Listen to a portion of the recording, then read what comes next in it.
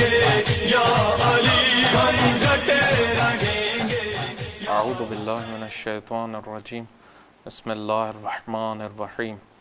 الحمد للہ رب العالمین والصلاة والسلام علی اشرف الانبیاء والمرسلین ابی القاسم محمد وآلہ الطیبین الطاہرین المعصومین الذین اذہب اللہ عنہم الرجس وطہرہم تطہیرا واللعنۃ الدائمۃ علی اعدائہم اجمعین. اللہم صل علی محمد وآل محمد. ناظرین محترم و عزیزان گرامی، آپ کی خدمت میں سلام عرض کرتا ہوں اور دعا گو ہوں کہ خداوند متعال آپ سب کو صحت و سلامتی عطا فرمائے. آپ کی خدمت میں معارف اسلامی کے عنوان سے کچھ ابحاث کا سلسلہ شروع کیا تھا اور عرض کیا تھا کہ آج مکتب تشیع کے اوپر، مکتب امامیہ کے اوپر بہت سارے حملے ہو رہے ہیں اور مخالفین مذاہب اور مخالف مذاہب و طبقات اعتراض کرتے ہیں بعض غالیوں کو دیکھ کر کہ ان کا مکتب بھی شاید ایسا ہی ہے. در حقیقت یہ بہت بڑا اشتباہ ہے. آپ کی خدمت میں عرض کیا کہ یہ ایک تاریخی مسئلہ رہا ہے کہ غالیوں کو بعض نے دیکھ کر یہی سمجھا کہ یہ مکتب تشیع ہے، حالانکہ غلو کا کوئی شائبہ تعلیمات اہل بیت علیہ الصلوۃ والسلام میں نہیں پایا جاتا، اور اس کے بہت سارے شواہد ہیں. خود اگر تعلیمات کو پڑھا جائے، سمجھا جائے تو یہ مسئلہ حل ہو جاتا ہے. ہماری ایک بہت بڑی مشکل یہ ہے کہ ہم جب بھی کسی مکتب کے اوپر اعتراض کرتے ہیں تو ہمیں سوچ سمجھ کے اعتراض پہلی بات کرنا چاہیے.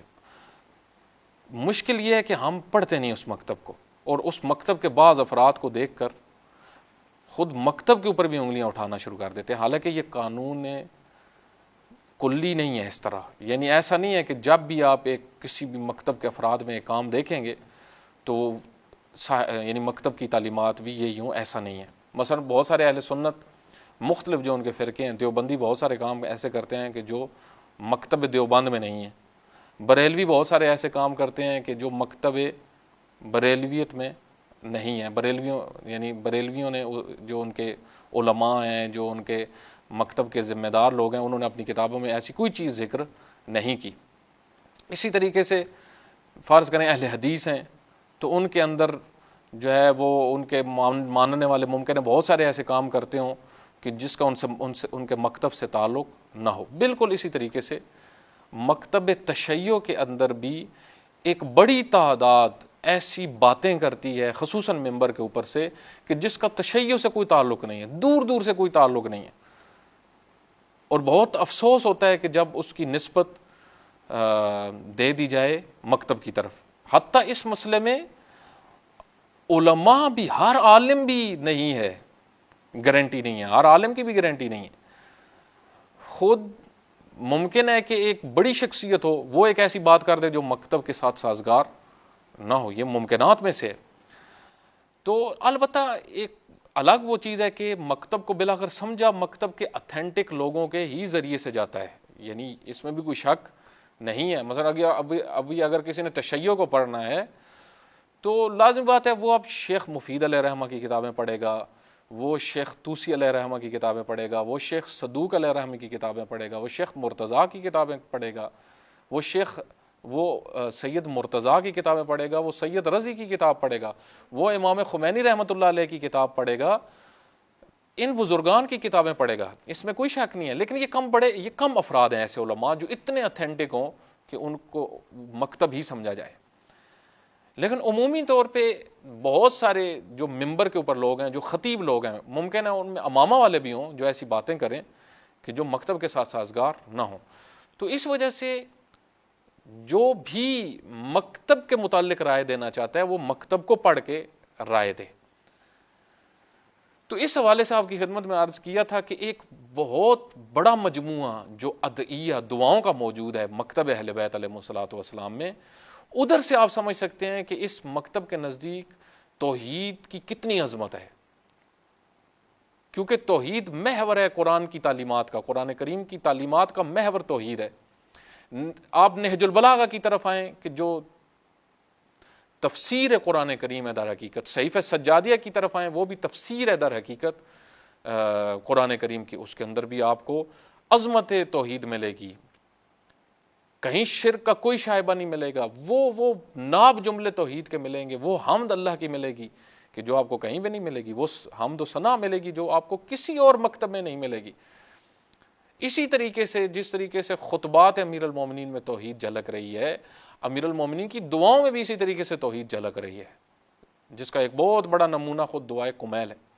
تو ماہ رمضان المبارک کے اندر بھی بہت ساری اہل بیت علیہ الصلوۃ والسلام سے ایسی دعائیں نقل ہوئی ہیں، ہمارے بہت ساری ایسی دعائیں نقل ہوئی ہیں کہ جو اہل بیت علیہ الصلوۃ والسلام کے مکتب کو پیش کر رہی ہیں۔ ہمارے ایک استاد ہی تھے، تو وہ خود ایک دن بیان کر رہے تھے کہ میں مکہ میں گیا ہوا تھا، حرم خدا میں بیٹھا ہوا تھا، تو میں ایک دعا پڑھ رہا تھا، ظاہراً دعائے ابو حمزہ صومالی کا ہی وہ بیان کر رہے تھے، کہہ رہے تھے وہ میں پڑھ رہا تھا، تو میرے پاس چھوٹی مفاتیح الجنان تھی، ساتھ ایک شخص آ کے بیٹھ گیا، شیخ، ظاہراً وہ نجدی لگ رہا تھا، ادھر کا ہی لگ رہا تھا، اور اس کی بڑی بڑی داڑھی تھی، مکتب عبد الوہاب کا وہ تربیت شدہ ہی لگ رہا تھا۔ کب میں پہچان لیا اس کو، یعنی مجھے کچھ آشنائی ہوئی، تو وہ میری دعا سن رہا تھا جو میں پڑھ رہا تھا، تو اس نے مجھے کہا شیخ یہ کتاب مجھے دو، کہا میں نے وہ کتاب دے دی اس کو۔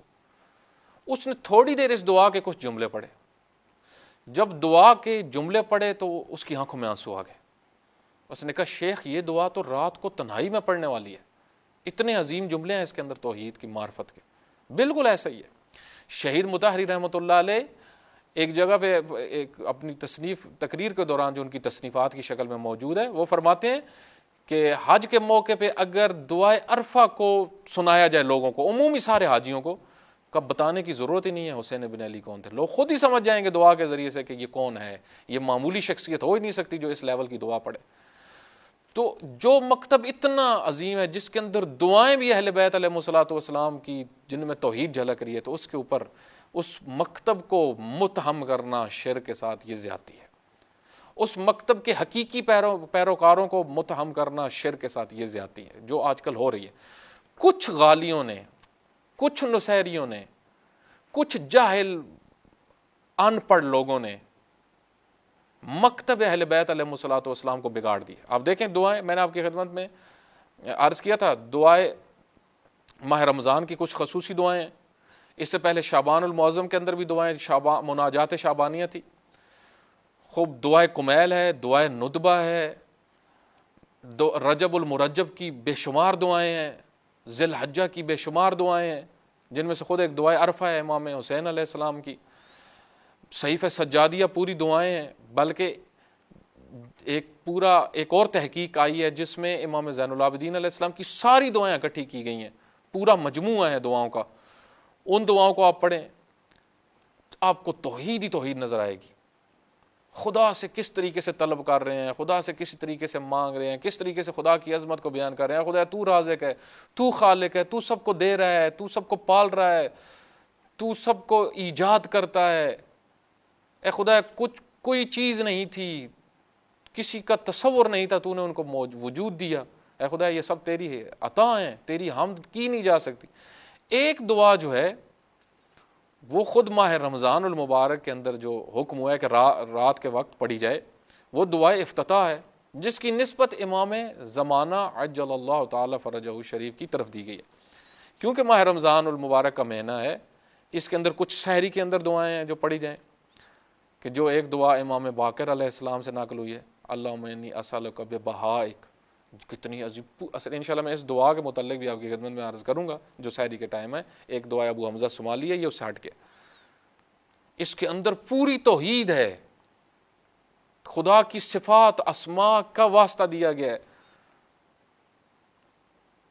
تو ایک دعا جو ہے دعا افتتاح، اس کے میں چند جملے آج آپ کی خدمت میں عرض کرتا ہوں، دعا افتتاح کہ جو امام زمانہ سے نقل ہوئی ہے۔ دیکھیں امام اس میں کیا فرماتے ہیں، دعا کا انداز ہے. دعا وہ ایک امام کی ایک حالت شانی ہوتی ہے. یعنی امام ایک انشاءاللہ اس کو بھی عرض کروں گا, امام جب دعا کر رہے ہوتے ہیں اس کے اندر بعض کا جب گناہ گنوا رہے ہوتے ہیں تو ایسا نہیں ہے کہ وہ خود گناہ گار ہوتے ہیں, نہ وہ ایک حالت کو بیان کر رہے ہیں, بندہ کیسا ہوتا ہے, بندے کی عاجزی اللہ کے آگے کیسی ہوتی ہے, ایک تربیت ہو رہی ہے, ماننے والوں کی تربیت ہو رہی ہے, مسلمانوں کی تربیت ہو رہی ہے کہ بارگاہ الہی میں ایک مومن, ایک عاشق, ایک محب کس طریقے سے جاتا ہے. الحمدللہ الذی لم یتخذ صاحبۃ ولا ولدا, وہی میں نے آپ کی خدمت میں عرض کیا نا, خود قرآن کریم کی آیات کی تفسیر بہت ساری دعاؤں میں موجود ہے. حمد ہے اس خدا کی, دعا افتتاح میں امام زمانہ فرماتے ہیں, حمد ہے اس خدا کی کہ جس نے اپنا کوئی صاحب نہیں بنایا اور نہ ہی اس کا بیٹا ہے, نہ اس کی اولاد ہے, نہ ہی اس کا وزیر ہے کہ جو اس کے سسٹم کو چلا رہا ہو.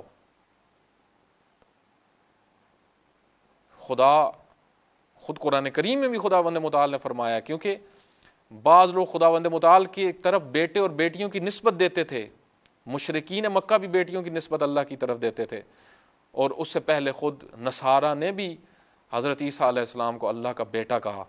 تو امام اس دعا میں کیا, اے خدایا تیری حمد ہے کہ تو نے کسی کو اپنا بیٹا نہیں بنایا, کسی کو اپنا صاحب نہیں بنایا کہ جو تیرے سسٹم کو چلائے.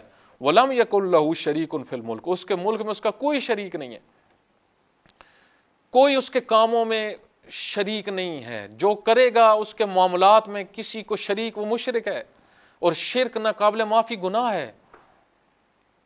ہر گناہ معاف ہو سکتا ہے, شرک معاف نہیں ہو سکتا.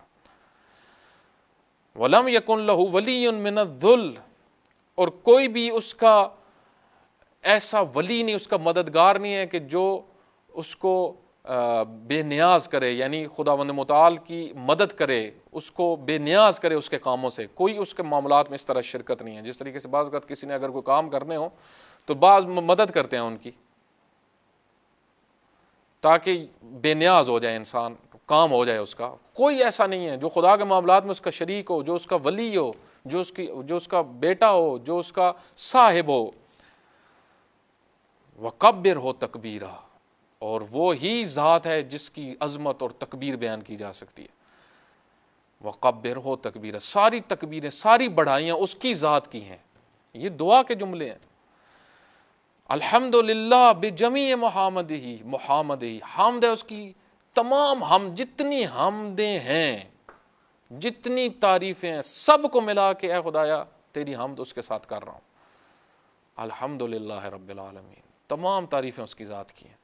تمام تعریفیں جہاں پہ بھی کسی کی تعریف ہو رہی ہے وہ در حقیقت اللہ کی حمد ہے. کیوں؟ کیونکہ سب کو اللہ نے عطا کیا ہے. علی جمیع نعمہ کلہا, کیوں تمام حمدیں اللہ کی ہیں, کیوں تمام کی تمام حمد اللہ کی ہے؟ کیونکہ تمام کی تمام نعمتیں اللہ کی دی ہوئی ہیں. ان تعدوا نعمت اللہ لا تحصوها, اگر اللہ کی نعمتوں کو شمار کرنا چاہو گے تو شمار نہیں کر سکتے. الحمدللہ بجمیع محامدہ کلہا علی جمیع نعمہ کلہا, اس کی تمام نعمتوں پہ اس کی حمد ہے. الحمدللہ الذی لا مضاد لہ, حمد ہے اس کی اس چیز پر کہ کوئی اس کی ضد نہیں ہے, کوئی اس کی ضد میں آ نہیں سکتا, کوئی اس کے مقابل میں آ نہیں سکتا, کوئی اس سے ضد لگا نہیں سکتا. کیوں؟ کیونکہ وہ سب کو وجود دینے والا ہے. کیوں کوئی اس کی ضد میں نہیں آ سکتا؟ کیونکہ وہ سب کو وجود دینے والا ہے, سب اس کی خلقت ہیں. اس وجہ سے کوئی اس کا شریک نہیں بن سکتا, کوئی اس کا بیٹا نہیں بن سکتا, کوئی اس کا صاحب نہیں بن سکتا, کیونکہ سب کو وہ خلق کرنے والا ہے, سب کو وجود دینے والا ہے. سب ممکن الوجود ہیں, وہ واجب الوجود ہے. ولا منازع لہ فی امرہ, اس کے امر میں کوئی نزاع نہیں ہے. دیکھیں ہمارے بہت سارے معاملات میں نزاع آتا ہے. مثلا کوئی کہتا ہے یہ چیز میری ہے, دوسرا کہتا ہے نہیں میری ہے, نزاع ہو گیا, جھگڑا ہو گیا. آج دنیا میں بہت سارے معاملات پہ نزاع چل رہے ہیں, حکومتوں پہ نزاع چل رہے ہیں. کوئی کہتا ہے یہ میری حکومت ہے, کوئی کہتا ہے یہ میری حکومت ہے. آپ دیکھیں افغانستان میں ایک ہی ٹائم میں 2 صدر بن گئے, ایک کہتا ہے میں صدر ہوں, دوسرا کہتا ہے میں صدر. اس طرح دنیا میں لڑائی ہو رہی ہے, حکومتوں پہ ملک حاصل کرنے کے لیے لڑائیاں ہو رہی ہیں. ایک ملک دوسرے کا بارڈر کراس کرنے کی کوشش کرتا ہے. کیوں لڑائیاں ہو رہی ہیں؟ یہ ساری نزاع ہے کس چیز پر؟ ایک کہتا ہے یہ میرا ملک ہے، دوسرا کہتا ہے یہ میرا ملک ہے. امام فرماتے ہیں نہ اس کے ملک میں کوئی اس کا شریک ہے. جب شریک نہیں ہے کوئی تو نزاع بھی نہیں ہے. علی الاطلاق مالک ہے، ملک اس کا ہے. الحمدللہ الذی لا شریک لہ فی خلقہ، اس کی خلقت میں کوئی اس کا شریک نہیں ہے، یعنی خالق ہونے میں کوئی اس کا شریک نہیں ہے. وہ سب کو خلق کرنے والا ہے. والذی خلقکم، وہ ہے جو جس نے تمہیں خلق کیا، اس کے علاوہ کوئی خلق کرنے والا نہیں. اس کی ذات ہی خالق ہے، اس کی ذات ہی رازق ہے، اس کی ذات ہی مالک ہے، اس کی ذات ہی رب ہے. یہ ناب توحید ہے.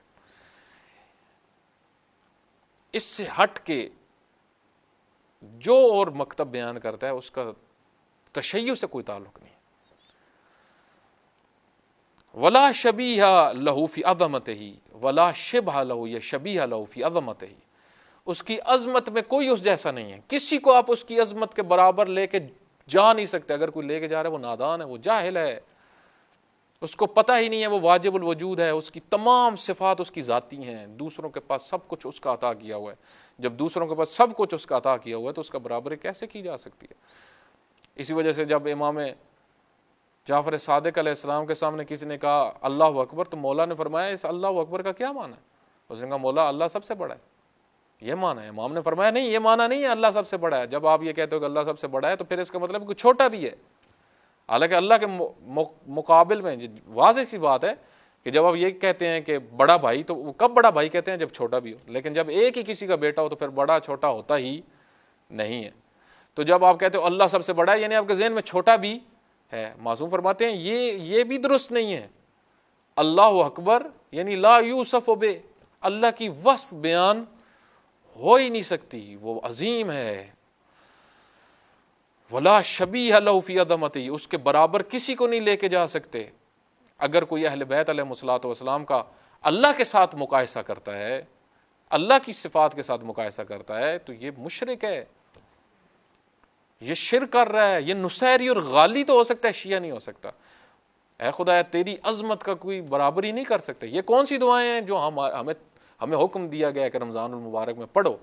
اگر ہمارے معاشرے میں اگر آج دعائے کمیل عام ہو جائے، اگر ہمارے معاشرے میں آج دعائے ندبہ عام ہو جائے، اگر ہمارے معاشرے میں دعائے عہد لوگ عام روٹین میں پڑھنا شروع کر دیں، اگر ہمارے معاشرے کے اندر دعائے ابو حمزہ صومالی عام ہو جائے، اگر ہمارے معاشرے کے اندر سحری کی دعائیں عام روٹین میں لوگ پڑھنا شروع کر دیں ان دعاؤں سے، تو خود بخود نصیریت اور غلو ختم ہو جائے گا.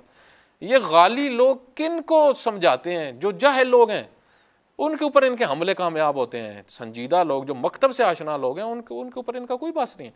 اور دوسری بات، جو تشیع کے اوپر حملے کرتے ہیں کہ دیکھو آپ کے مکتب کے اندر یہ ہے، یہ ہو رہا ہے، یہ ہو رہا ہے، تو ان کو بھی یہ بتایا جا رہا ہے کہ آؤ ہماری دعائیں پڑھو، ہمارے مکتب سے آشنا ہو جاؤ اور دیکھو کہ اس کے اندر کس قسم کی تعلیمات موجود ہیں. الحمدللہ الفاشی فی الخلق امرہ وحمدہ، حمد ہے اس ذات کی جس کا امر مخلوق پہ نافذ ہے.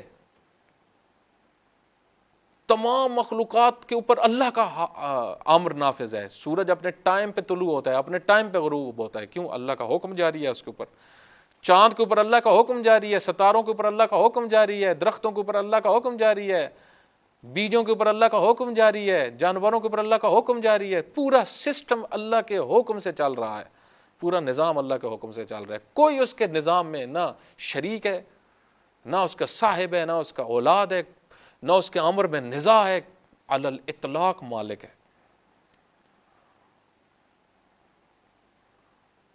الذی لا تنقص خزائنہ، اس کے خزانوں میں کوئی کمی نہیں ہو سکتی. جتنا وہ مخلوقات کو دے دے، جتنی وہ عطا امیر المومنین کو کر دے، اس کے خزانے میں کمی نہیں ہو سکتی. جتنی وہ عطا پیغمبر گرامی صلی اللہ علیہ وآلہ وسلم کو کر دے، انبیاء علیہ الصلوۃ والسلام کو کر دے، اس کے خزانوں میں کمی نہیں ہو سکتی. خدا جتنا مخلوقات کو دے دے کمی نہیں ہو سکتی. حالانکہ انسان اگر جب کسی کو دے دے تو اس کے مال میں کمی آ جاتی ہے، اس کے خزانوں میں کمی نہیں آتی. ولا تزیدہ کثرۃ العطاء الا جودا وکرما، جب اللہ کثرت سے کسی کو دیتا ہے تو اس کے ہاں پھر بھی کام نہیں ہوتا. ولا تزیدہ کثرت العطاء الا جودا وکرما، اس کی جو کثرت عطا ہے وہ اس کے جود کی وجہ سے، اس کی کرم کی وجہ سے ہے. اللہ کی یہاں کمی کیوں نہیں ہوتی؟ کیونکہ اس کی ذات جواد ہے. جس کی ذات جواد ہو اس کے ہاں کمی نہیں ہوتی. اس کی کثرت عطا اس کے جود اور کرم کی وجہ سے ہے. تو یہ مکتب اہل بیت علیہ الصلوۃ والسلام ہے، یہ تعلیمات اہل بیت علیہ الصلوۃ والسلام ہے، یہ عدیہ اہل بیت علیہ الصلوۃ والسلام. یہ تو ایک منبع ہے نا، ایک ذخیرہ ہے دعاؤں کا. بقایا اہل بیت علیہ الصلوۃ والسلام سے جو احادیث نقل ہوئی ہیں، جو زیارات نقل ہوئی ہیں، وہ تو الگ ہیں. کہ جو پورا نصاب بنتا ہے تعلیمات اہل بیت علیہ الصلوۃ والسلام کا، جس کے اندر سنت پیغمبر اور اس کی تفصیل بھی آ جاتی ہے. تو دعائیں در حقیقت قرآن کی ہی تفسیر ہیں. یہ مکتب ہیں حقیقی. اگر یہ لوگوں کے سامنے پیش کر دیا جائے تو یہ جتنے سوال مکتب کے متعلق لوگ کرتے ہیں یہ سارے کے سارے کیا ہو جائیں گے؟ حل ہو جائیں گے. اور دوسرا، ہمیں بھی یہ چاہیے کہ ہم ان دعاؤں سے مانوس ہوں.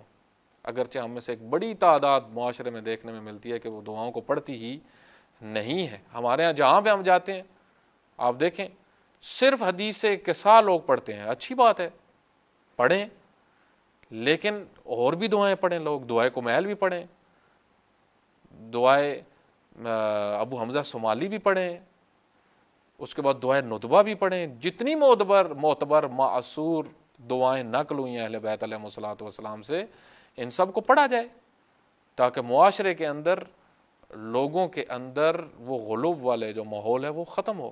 خداوند متعال ہم سب کو حقیقی تعلیمات اہل بیت علیہ الصلوۃ والسلام سے آشنا ہونے کی توفیق عطا فرمائے. وصلی اللہ علی محمد وآلہ الاطہار.